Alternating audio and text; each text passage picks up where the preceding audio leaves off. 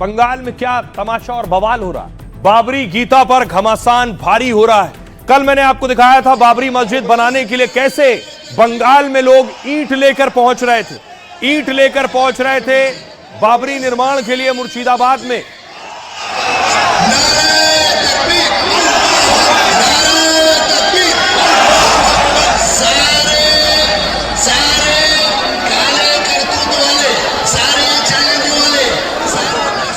तो कल बंगाल में यह शक्ल देखी, आज बंगाल पहुंच गए बाबा बागेश्वर।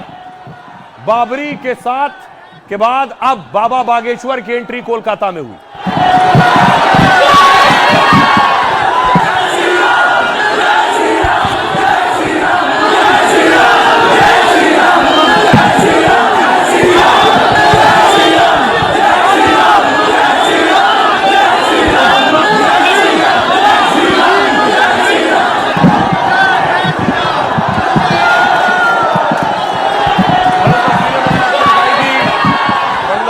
इसलिए सुर्खियों में था बंगाल क्योंकि वहां बाबरी की नींव रखी जा रही थी। आज बाबा बागेश्वर पहुंच गए बंगाल। कल की तस्वीर आपको याद होगी, कल न सिर्फ नींव रखी जा रही थी बल्कि हजारों लाखों की भीड़ बाबरी की नींव रखने के लिए पहुंची थी।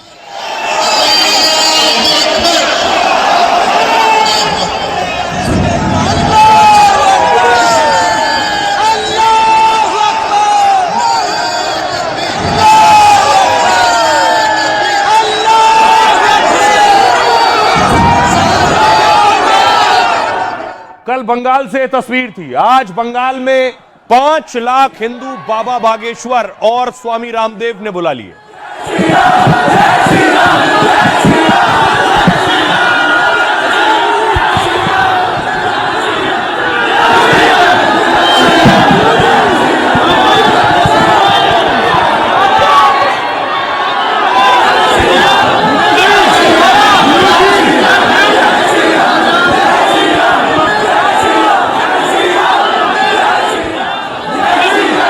दूसरी तरफ देखिए कल क्या हो रहा था। कल बाबरी की नींव के लिए फीता काटा जा रहा था। हुमायूं कबीर मंच पर थे, सऊदी अरब से भी लोग आए थे।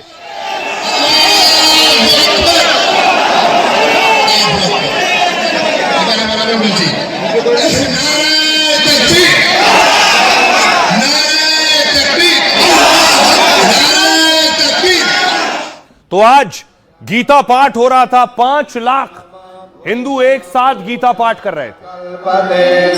ब्रह्मभूत प्रसन्नात्मा न शोचति न कांक्षति समः सर्वेषु भूतेषु मद्भक्तिं लभते परम्। नानाशस्त्रप्रहरणाः सर्वे युद्धविशारदाः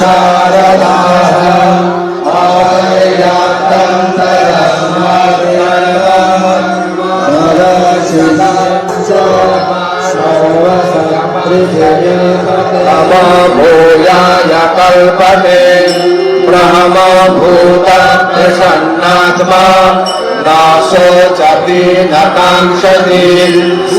देखिए कल बंगाल में क्या हो रहा था। कल बंगाल में नोट इकट्ठा किए जा रहे थे चंदा के लिए, और ये चंदा दरअसल बाबरी के निर्माण के लिए इकट्ठा हो रहा था।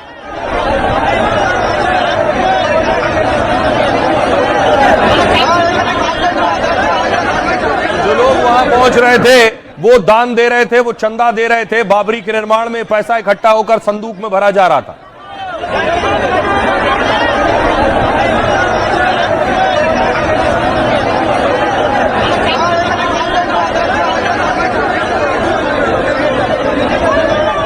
तरफ आज बंगाल में ही एक और बिगुल था, शंखनाद हो रहा था, और ये शंखनाद के बहुत से मायने थे।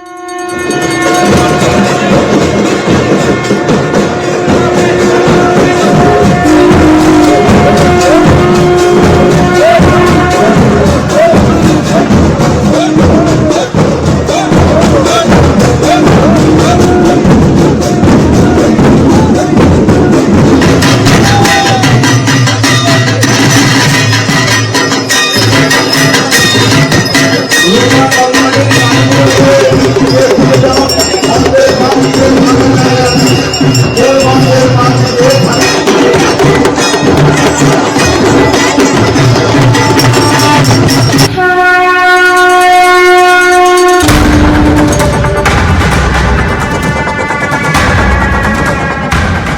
या बाबरी की कोई बुनियाद इस देश में नहीं है। बंगाल में घमासान और भीषण हो गया है। बाबरी मस्जिद बनाम गीता पाठ का नया संग्राम शुरू हो गया है। कल बाबरी की नींव पर 3 लाख मुस्लिम जमा हुए, तो आज गीता पाठ में 5 लाख से ज्यादा हिंदू जमा हुए और बाबरी के खिलाफ जमकर शंखनाद किया। दिल ऐसा खुश हो गया जो 2 लाख से 4 लाख या आदमी इकट्ठा आ गया। 3 साल से ज्यादा टाइम नहीं लगेगी। 3 साल से ही मैं ये इमारत अच्छा से ढंग से आधुनिक मॉडल से ये बना के कंप्लीट। भारत में हम तनातनी नहीं सनातनी चाहते हैं। भारत में हम गजवाए हिंद नहीं भगवाए हिंद चाहते हैं। बाबर या बाबरी की कोई बुनियाद इस देश में नहीं है। यहाँ भगवाई फहराएगा, यही सत्य है, ये सनातन सत्य है। बाबरी और गीता पाठ के संग्राम के बीच हुमायूं कबीर के नए ऐलान से घमासान और गहरा गया है। हुमायूं ने कह दिया है कि बंगाल में 1-2 नहीं 3-3 बाबरी मस्जिद बनवाएंगे और ओवैसी के साथ मिलकर ममता को सत्ता से हटाएंगे। अब आइए आपको बताऊं कि आखिर क्या हो रहा था कल मुर्शिदाबाद में और आज कोलकाता में। दरअसल मुर्शिदाबाद में निलंबित टीएमसी विधायक ने बाबरी की कल नींव रखी। 2 लाख से ज्यादा लोग आए, हजारों लोग ईंट लेकर पहुंचे थे।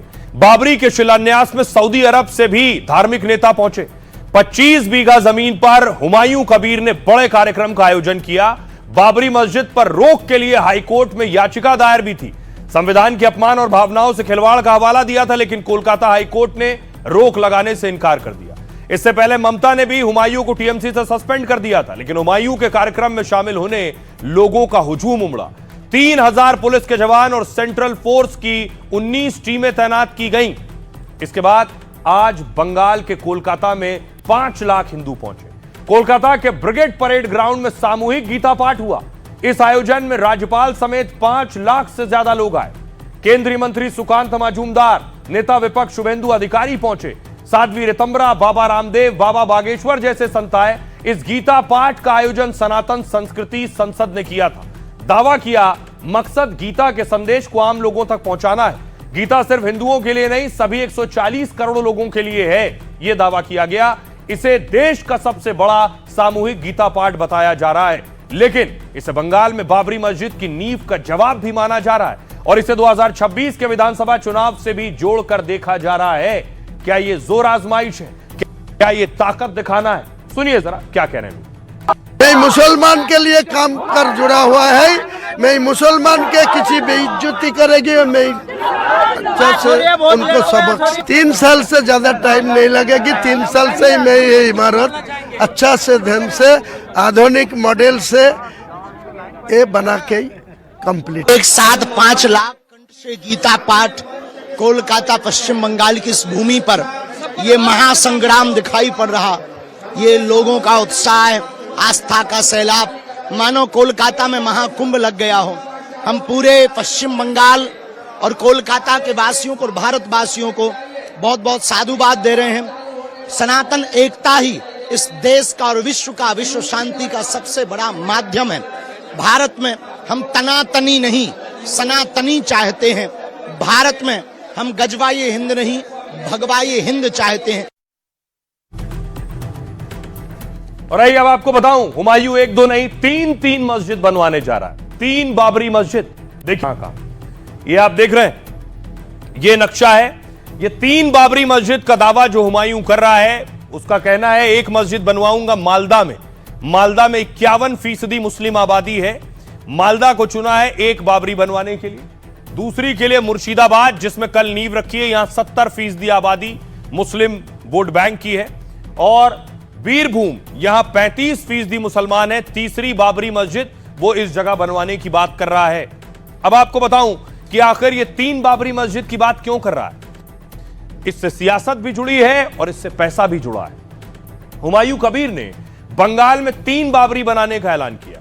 मुर्शिदाबाद की जिस बाबरी की हुमायूं ने अभी नींव रखी है, उसे पूरा बनने में करीब 300 करोड़ रुपए खर्च होने का अनुमान है। और इसी तरह 3 और मस्जिद बनेंगी तो 1000 करोड़ रुपए खर्च होंगे। अब सवाल है कि हुमायूं को इतना फंड कहां से मिलेगा? एक बाबरी के शिलान्यास पर ही हुमायूं ने बड़ा कार्यक्रम किया, 60,000 शाही बिरयानी के पैकेट तक बंटवाए। पैसा कहां से आ रहा है 60,000 लोगों को बिरयानी खिलाने का? हुमायूं के पास पैसे और इंतजाम की कोई कमी नहीं। पहले दिन ही 100 ट्रैक्टर से ज्यादा ईंट और सामान पहुंच गया और आने वाले लोग हुमायूं को बाबरी के लिए खूब दान भी कर रहे हैं। अकेले एक शख्स के ही 80 करोड़ रुपए दान देने का यह दावा कर रहा है। अरब देशों से भी मौलाना हुमायूं के कार्यक्रम में मौलाना पहुंचे, तो क्या खाड़ी देशों से भी मस्जिद के लिए फंड मिल रहा है हुमायूं को? हुमायूं ममता सरकार में मंत्री रह चुके हैं, बीजेपी कांग्रेस में भी रहे। क्या मुर्शिदाबाद और बंगाल के रसूख वालों से बड़ा कनेक्शन है? क्या बाबरी वाले दांव से मुसलमानों के सबसे बड़े नेता बनना चाहते हैं हुमायूं? सुनिए जरा क्या कुछ कह रहे हैं हुमायूं कबीर और लॉकेट चटर्जी।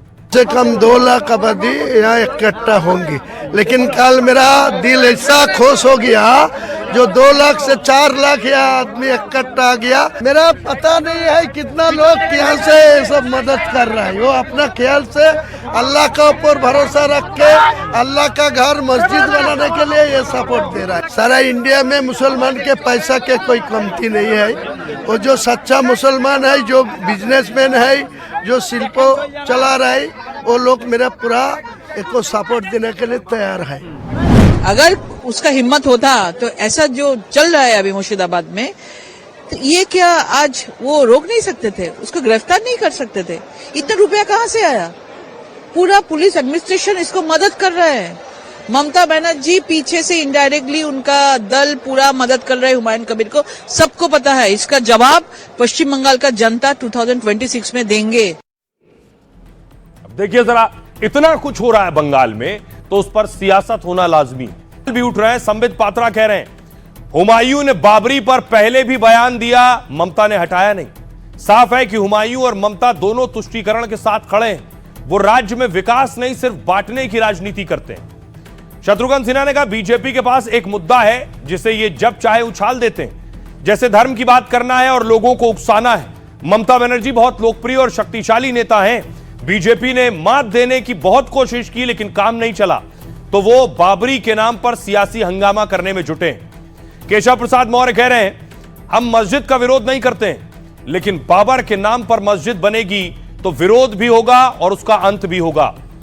देवकीनंदन ठाकुर कह रहे हैं जो बाबरी की विचारधारा से विचार मिलाएगा वो देशद्रोही है।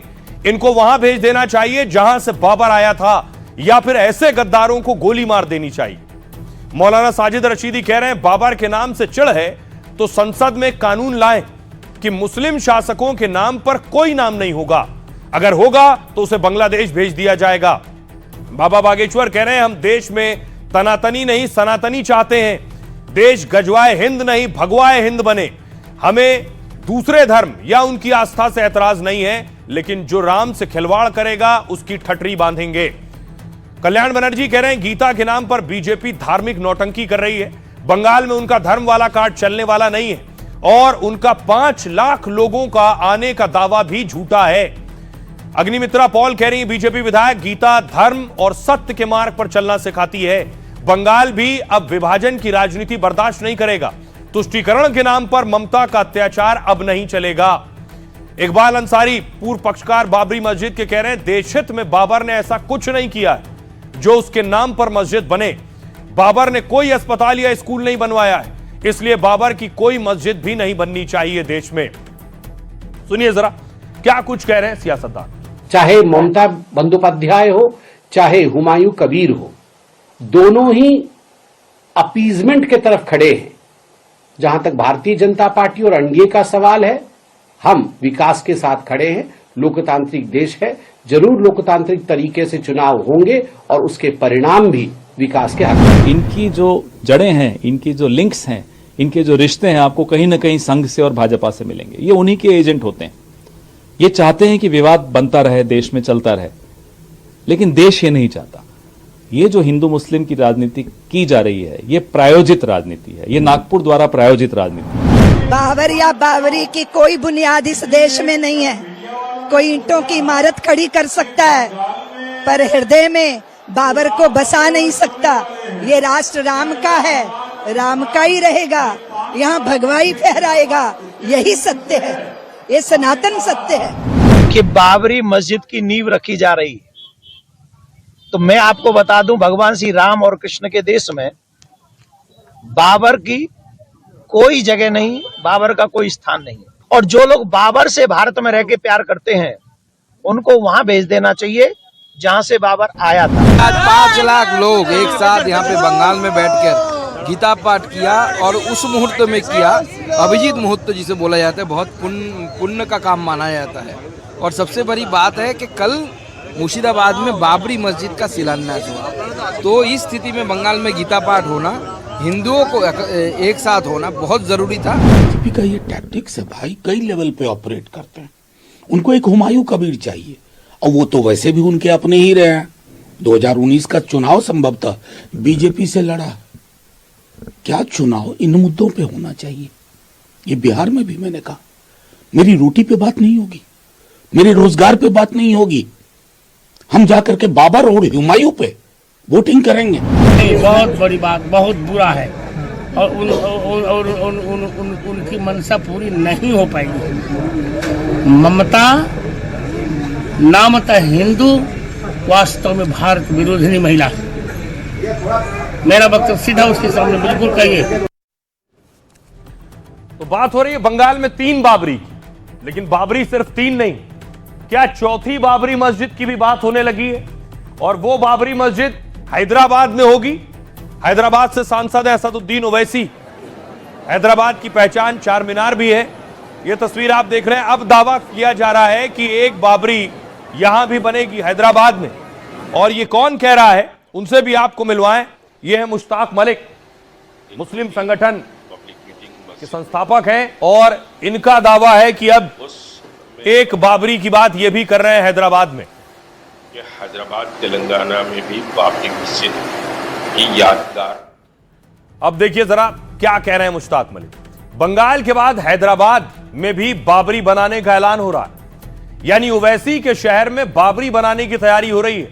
यह ऐलान मुस्लिम संगठन तहरीक मुस्लिम शब्बन ने किया है। तहरीक मुस्लिम शब्बन 1991 में बना एक सामाजिक धार्मिक संगठन है, और बाबरी विध्वंस की बरसी पर संगठन के अध्यक्ष मुश्ताक मलिक ने घोषणा की। मुश्ताक मलिक ने कहा, ग्रेटर हैदराबाद में बाबरी का स्मारक बनाएंगे, मस्जिद के साथ ही कल्याणकारी संस्था, अस्पताल, स्कूल भी बनाएंगे। हम जल्द ही ऐलान करेंगे कि ये कैसे और कितने समय में बनाया जाएगा। साथ ही उन्होंने बाबर के मुद्दे को राजनीतिक प्रोपेगेंडा करार दिया।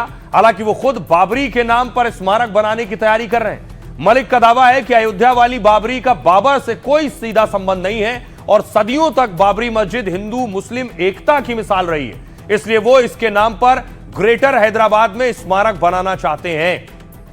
आइए अब आपको सुनवाता हूं, सुनिए जरा क्या कुछ कह रहे हैं मुश्ताक मलिक और क्या कह रहे हैं फिरंगी मेली।